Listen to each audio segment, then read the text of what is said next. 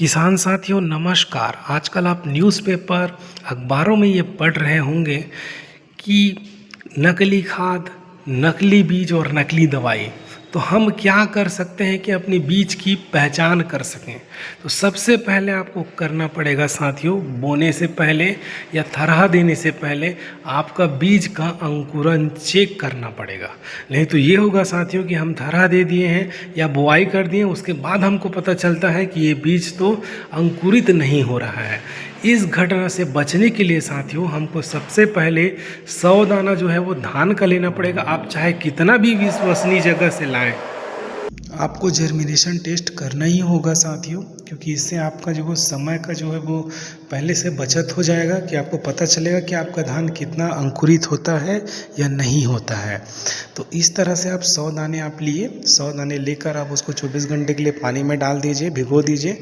उसके बाद चाहे तो आप कॉटन के कपड़े में या तो फिर जो जूट की जो बोरी होती है उसमें आप उसको हल्का नमी बनाते हुए, मध्यम नमी बनाते हुए आप उसको रख दीजिए। कुछ दिन 1-2 दिन बाद आपके यहाँ जर्मिनेशन आ जाएगा। आप उस जर्मिनेशन को चेक कीजिए कि 100 में कितने दाने जर्मिनेट होते हैं।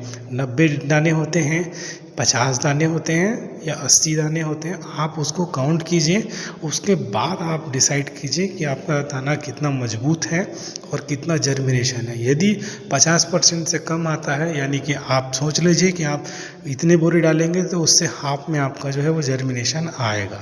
इस तरह से हमको चेक करना ही पड़ेगा साथियों, ताकि आने वाली परेशानियों से बच सकें। आशा करता हूँ साथियों वीडियो पसंद आया होगा। इस तरह से आप जो है वो नमक पानी के घोल से उपचार करने से ये बेनिफिट होता है साथियों कि मजबूत दाना नीचे होता है और जो बदरा बोलते हैं या फिर जो जर्मिनेशन नहीं आता या कम आता है, ऐसे दाने ऊपर हैं। तो पहले ही हमने चेक कर लिया तो उस परेशानी से इस तरह से भी बच सकते हैं। उसके बाद आप जो है वो थरहा जो है वो तैयार कर सकते हैं। देखिए किसान साथियों, यहाँ लूटने वाले बहुत हैं, तो आपको थोड़ी थोड़ी सावधानी अपने स्तर पर आपको जांच करनी चाहिए। जैसे नकली खाद दवाई का वीडियो मैंने पहले ही बनाया है।